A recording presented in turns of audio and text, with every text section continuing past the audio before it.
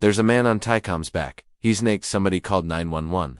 The scream echoed through the empty stands of SeaWorld Orlando just after sunrise. Security guards rushed to the edge of the massive orca tank Stunadinto. Silence floating motionless on the back of a killer whale was a man naked lifeless, and the orca beneath him. Tilikum drifted in slow circles as if nothing had happened. How did a man end up dead naked on the back of a killer whale in a high-security theme park overnight? Was it a tragic accident, a suicide, or something far more disturbing? SeaWorld Orlando, July 6, 700 a.m. The whale Tilikum, one of the largest orcas ever held in captivity, linked to a deadly history. The man, 27-year-old Daniel Dukes, a drifter with deep spiritual beliefs who had managed to sneak into the park indicted after hours. He wasn't he had no business being in that tank. And yet by morning his body was covered in bite marks, bruises, and strangely, his clothes were found folded neatly. Nearby, this is the terrifying story of Daniel Dukes, and the orca thought may have claimed his life. Welcome to the Animal Quest channel. If you're passionate about real-life animal attack stories that go beyond the headlines, make sure to like this video, subscribe, and share it with others who care about uncovering the truth behind the tragedy. Now,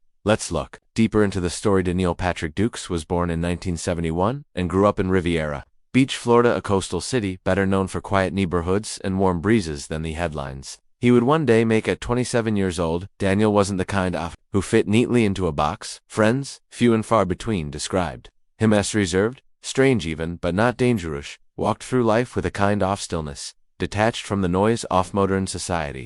Daniel wasn't a criminal, wasn't violent, but he was undeniably different. He was known to travel alone often, vanishing for days with only a backpack and a journal. Those who encountered him noticed how often had talked about finding deeper meaning in life, his belief in the spiritual connection between humans and animals, the idea that everything in nature had a voice, a soul, and a lesson to teach. He kept to himself and avoided technology. Briefly joined the Hare Krishna and Abald and various spiritual communities over the years. Many who met him recalled his fascination with freedom, both human and animal, but above all, Daniel had an obsession with marine life. He would often talk about whales, especially orcas, believed they were misunderstood beings that could teach something profound about existence. Fondly, we listened. By all accounts, he went employed steadily. He'd couch surf at night, sometimes disappear across state lines. He was soft-spoken, polite, but there was always an air of mystery about him. Some described him as meant, others just saw him as someone deadly introspective, perhaps too much so. The weeks leading up to July 1999, Daniel had made his way to Orlando, Florida. No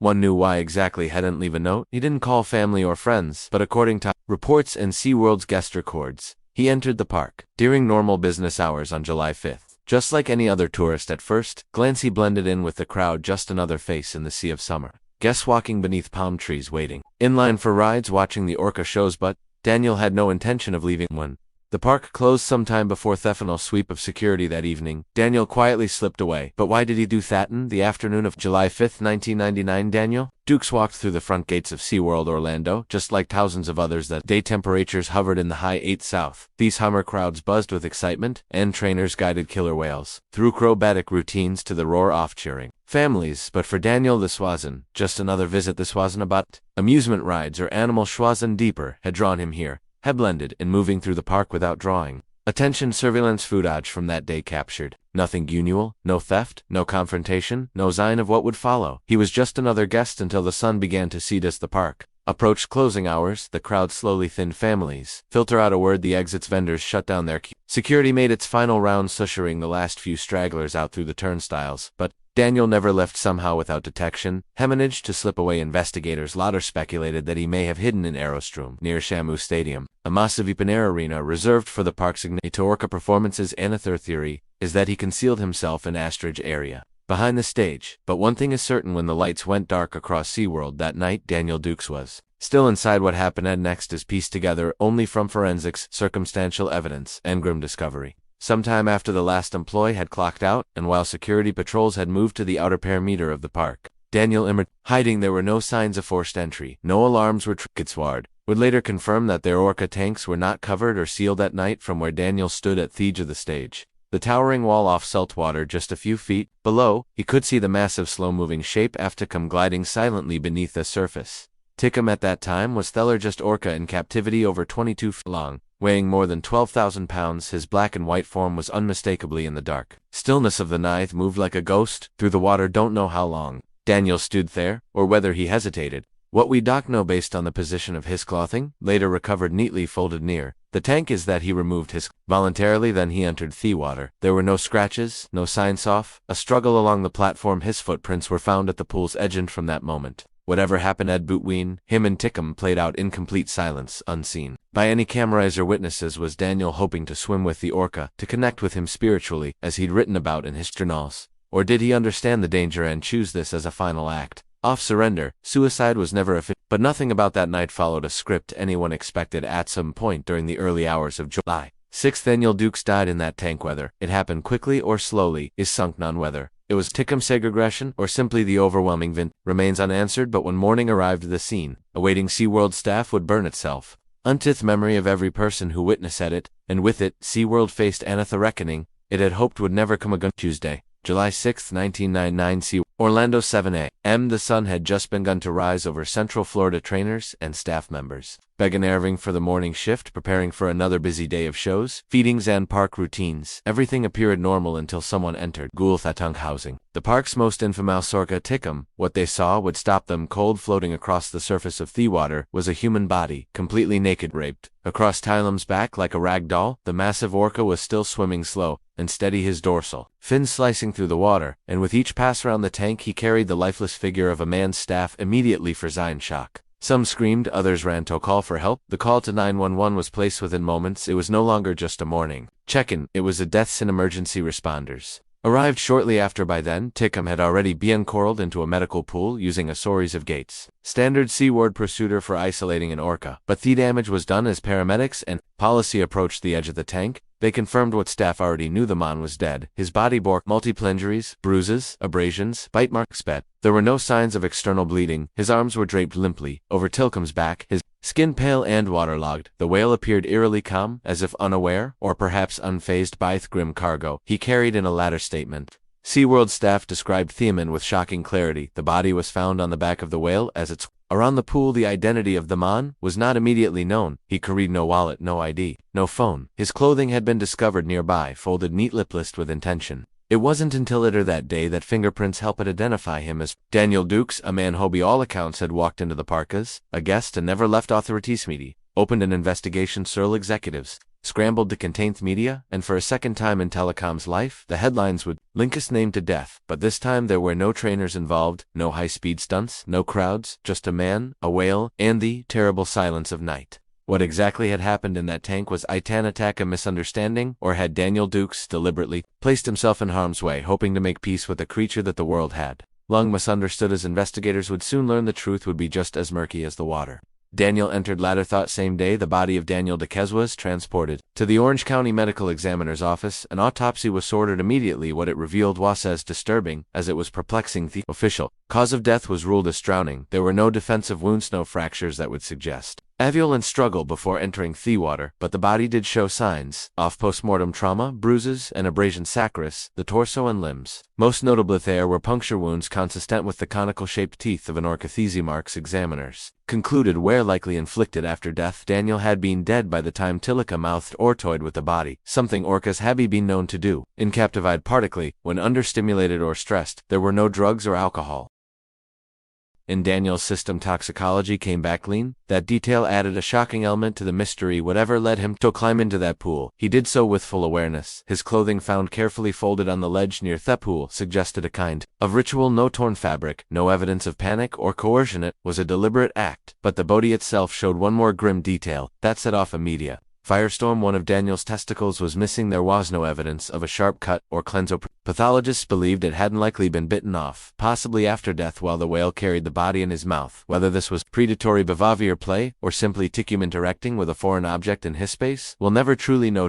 For his part, showed no signs of aggression when he was isolated that morning. Guarding to SeaWorld's internal reports, responded to cues, and did not resist being moved into a medical pool. But in the days that followed, he was kept under close observation. Some theorized Daniel had tried to bond with the whale, others believed he simply underestimated the animal's power. But there was no getting around the reality. Tilikum was not a trained pet. He was a massive apex predator held in confinement for nearly decades with a long history of psychological stress. Daniel Dukes may have believed he was entering sacred water, a place of peace and connection. Instead, He entered a closed system of cement walls, steel gates, and a whale with a fractured past, and as the autopsychlist and the body was released to his family, investigators were only just beginning to understand the many layers of this tragedy. But does Tilikum really have his story to understand what happened to Daniel Dukes? You have to understand who Tilikum was. Tilikum was not born in captivity, who was captured in 1983.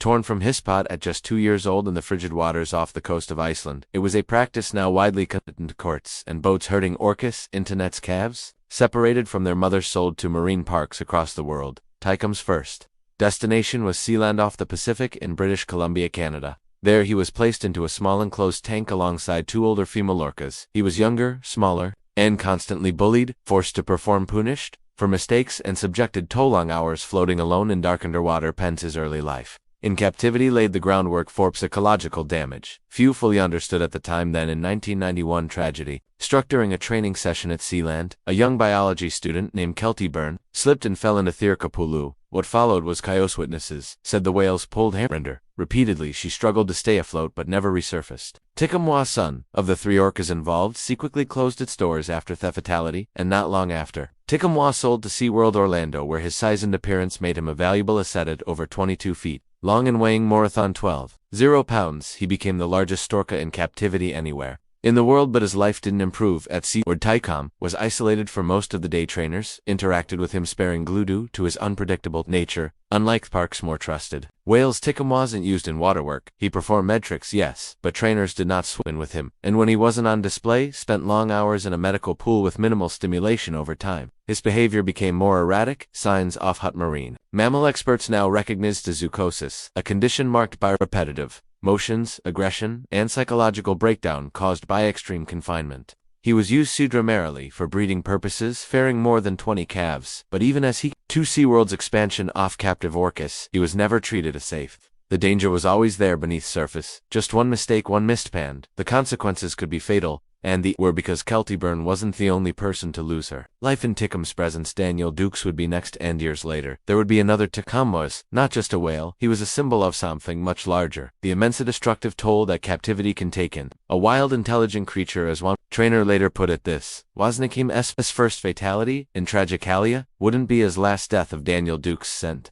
immediate shockwaves through the media, the public, and the marine park industry. The circumstances were so bizarre that the story became national news overnight. Within weeks, Daniel's family filed a lawsuit against SeaWorld, accusing the park of negligence. According to their claim, SeaWorld failed to secure a facility that housed a non-dangerous animal. They argued that Daniel's hull never have been able to remain in the park undetected, let alone access a restricted tank with a 12.0 pounds apex predator. SeaWorld, however, responded swiftly and firmly. Their legal defenses centered on one claim: Daniel was a trespasser. They stated he had hidden deliberately after hours, circumvented dial-tel security barriers, and entered a clearly restricted area marked with no trespassing and danger do not enter signs. To them, the tragedy was not a failure of security, but a deliberate act by a troubled individual. Still, the controversy only deepened. The press latched on to every angle. Headlines began asking uncomfortable questions. Why was Tilikum still performing after being involved in a fatality years earlier? Why aren't more protections in place for humans and for the whales? Animal welfare advocates reignited their protests. Former trainers and marine mammal experts stepped forward, calling the conditions of captivity inhuman. SeaWorld, in response, released statements sorting their commitment to safety, science, and education, but they refused to pull Tilikum from shows, despite the fact that Daniel Dukes became the second person to die in Tilikum's presence. The Ohio remained a central attraction. Shows continued, crowds still cheered, and the orca, who had now been connected to deaths, swam beneath the surface, historing dorsal fin, breaking through the water like a ghost in the machine. The tragedy of Daniel Dukes didn't just spark legal battles and PR damage. It became a symbol of a much deeper issue, one that questioned not just the actions of a single man or a single park, but thievery, ethics of keeping the ocean's most powerful predators in glass tanks for human entertainment. After some years, Tilikum's life changed in subtle but significant ways. After the death of trainer Don Braun's show in 2010, his third associated fatality, Tilikum was from waterwork entirely. He spent much of his remaining years in isolations, winning slow laps in a back medical pool away from the public eye. He became both a symbol of controversy and the centerpiece of a growing debate. Abutorca captivity activists, scientists, and former trainers cited his story, along with Daniel Dukes, as proof of a broken system, one that transformed intelligent, social, emotionally complex animals into ticking time bombs. Tilikum died in 2017 at the estimated age of 36. By then he had spent more than 3 decades in captivity, longer than most orcas surviving tanks. His legacy is stained by tragedy, 3 human lives lost, countless headlines, and an industry changed. And yet Daniel Dukes remains one of the most enigmatic pieces of that legacy, a 27-year-old man from Riviera Beach, seeking something beyond theordinery perhaps.